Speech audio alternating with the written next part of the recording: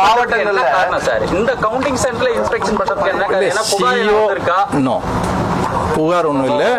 சிஓவும் ஒரு சில பார்க்கணும், டிஓ டெய்லி வந்து பார்க்குறாங்க, ஆர்ஓ வந்து டெய்லி பார்க்குறாங்க.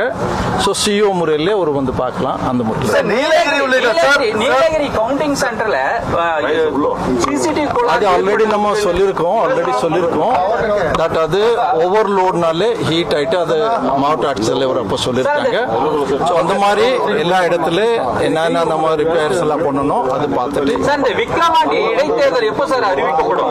அது எலெக்ஷன் கமிஷன் சொன்னா அது நம்ம இன்ஃபார்ம் பண்ணோம். சார், பொதுவா இந்த வெயில் காலத்துல இது போன்ற விஷயங்களை தவிர்க்க என்னென்ன நடவடிக்கைகள் மேல் நடவடிக்கை எடுத்திருக்கீங்க, என்னென்ன இன்ஸ்ட்ரக்ஷன் கொடுத்துருக்கீங்க எல்லா டிஸ்ட்ரிக்ட்லயும்? நம்ம இதுல முக்கியமா பார்த்தா நீங்க வெயில் காலமா இருக்கிறனால நம்ம எலெக்ஷன் ஸ்டாஃப்க்கு போதுமான அளவுக்கு hydration, first is hydration.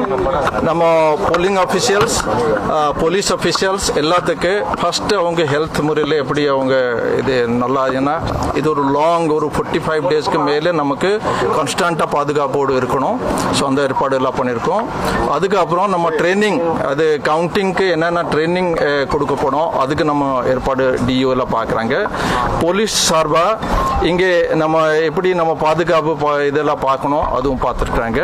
So எல்லா வகையிலும் நாங்கள் எல்லா ஏற்பாடு எல்லாம். சார், இந்த எலெக்ஷன் முடிஞ்சிருச்சு, தலைவர்கள்லாம் எப்போ நடைமுறைக்கு வரப்போகுது? ஏன்னா எல்லா அரசியல் தலைவர்களும் கோரிக்கை வைக்கிறாங்க, இந்த தண்ணீர் பந்தல் உள்ளிட்ட பல விஷயங்கள்லாம் பெண்டிங்ல இருக்கு. இது எப்போதான் நம்ம எப்போ நமக்கு அரசாங்கத்திலேருந்து பொலிட்டிக்கல் பார்ட்டிலேருந்து நமக்கு ரிக்வெஸ்ட் வருதோ நம்ம எலெக்ஷன் கமிஷன் அனுப்பிச்சிட்டு அதுக்கு உத்தரவு எல்லாம் வாங்கிட்டு நம்ம இது பண்ணியிருக்கோம்.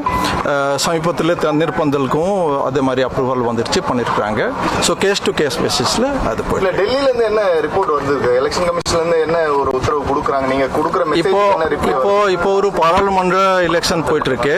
ஸோ இது நம்ம ஸ்டேட்டில் மட்டும் இல்லை, ஆல் ஓவர் இந்தியாவில் இருக்கிறனால ஒரு ஸ்டேட்டில் இருக்கிற ஒரு சில விஷயங்களுக்கு எலெக்ஷன் கமிஷன்ல இந்தியா முழுவதுமா இது எப்படி இருக்கும் அது ஆராய்ச்சி பார்த்துட்டு அந்த மாதிரி ஆர்டர்ஸ் எல்லாம் கொடுக்குறாங்க. அந்த அடிப்படையில் நாங்கள் அதுக்காக